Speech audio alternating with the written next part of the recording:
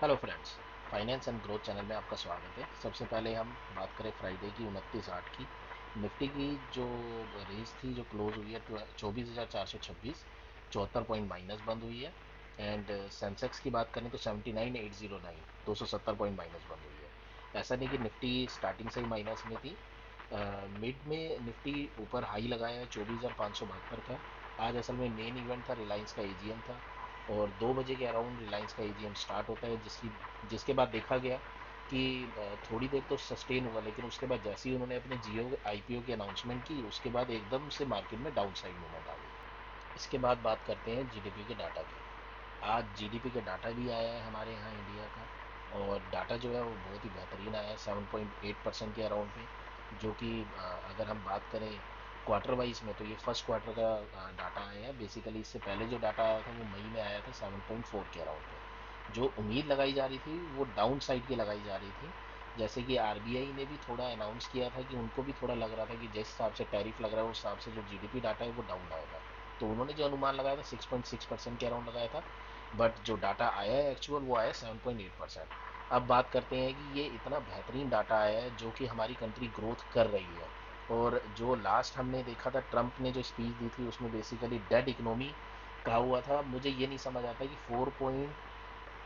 हमारी अगर इकोनॉमी की बात करें तो 4.19 ट्रिलियन की इकोनॉमी है, और वो 7.8% के हिसाब से ग्रोथ कर रही है, तो कहाँ से डेड इकोनॉमी है। और आप अगर कंपैरिजन करेंगे, जो टॉप 10 इकोनॉमी है हमारे वर्ल्ड की, उसमें सबसे पहले तो आता है यूएस की इकोनॉमी, जिसका अगर मैं ग्रोथ रेट देखूँ 2% के अराउंड पे है। एंड सेकंड नंबर पे आता है चाइना, 22.1 ट्रिलियन इकोनॉमी, जिसका ग्रोथ रेट है 4.5। एंड उसके बाद थर्ड पे जापान, 5.3 ट्रिलियन इकोनॉमी, जिसका ग्रोथ रेट है 1.5। जर्मनी 4.9 ट्रिलियन की इकोनॉमी है, जिसका ग्रोथ रेट है 1.8। और हम जर्मनी के बाद फिफ्थ नंबर पे आते हैं 4.8 ट्रिलियन की इकोनॉमी, जिसका ग्रोथ रेट 6.5। तो हम लोगों की इकोनॉमी डेड कैसे हो सकती है। और जिस हिसाब से हमारी इकोनॉमी ग्रो कर रही है, उस हिसाब से मुझे नहीं लगता कि आने वाले कुछ टाइम के बाद ही हम इसमें जापान को भी पीछे छोड़ने में साबित हो जाएंगे। अब बात करते हैं रिलायंस के एजीएम की, जो कि बहुत बड़ी एजीएम माना जाता है। और बेसिकली ये मार्केट टाइम पे स्टार्ट होता है 2 बजे के अराउंड पे।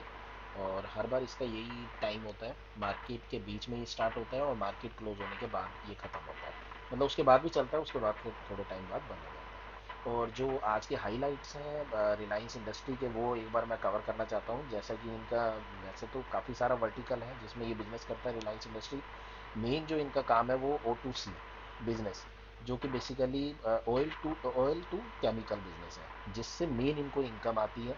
और जैसा कि जामनगर का प्लांट है इनका, वो 100% कैपेसिटी पे चल रहा है, वो इस बार इन्होंने अनाउंस किया। दूसरा अगर बिजनेस देखें तो न्यू ग्रीन एनर्जी, जो कि इन्होंने बताया कि world largest integrated new energy ecosystem बना रहे हैं, जिसमें रिसेंटली इन्होंने 75,000 करोड़ इन्वेस्टमेंट करने की बात की थी। और बताया ये भी जा रहा है कि आने वाले टाइम पे जिस हिसाब से न्यू एनर्जी जो इनका बिजनेस है वो ग्रोथ करेगा, तो इनका मेन बिजनेस जो है O2C का 5 से 7 साल में उसको क्रॉस कर सकता है, उसके रेवेन्यू को। तो ये बड़ा सरप्राइजली लगा कि बेसिकली जो मेन इनका बिजनेस है उसको कन्वर्ट कर सकते हैं ये जो अपना new business, new energy, new green energy पे। तो ये उम्मीद है जो जताई जा रही है। और बेसिकली जो हम अगर फोर्थ न्यूज़ को देखें तो जियो, जियो में एक सरप्राइज इन्होंने अनाउंस किया। जैसे लोगों को लग रहा था कि हो सकता है इस एजीएम में अनाउंसमेंट आई कि जियो के आईपीओ को रिगार्डिंग, तो इन्होंने ये बताया है कि 2026 में फर्स्ट हाफ में हो सकता है उसका आईपीओ आए। जैसे ही अनाउंसमेंट है उसके बाद रिलायंस के शेयर में डाउनफॉल देखा गया, बिकॉज क्योंकि हर बंदे को उम्मीद ये थी कि हो सकता है इस साल के अंत तक कि जियो का आईपीओ आ जाए। तो ये जो थी एक सरप्राइजली जो लोगों को लगा, जिस वजह से स्टॉक गिरा है बेसिकली। और जो इनका फोर्थ जो है रिलायंस रिटेल कंज्यूमर प्रोडक्ट, वो बेसिकली अब इनका डायरेक्ट सब्सिडरी बन गया रिलायंस इंडस्ट्री का।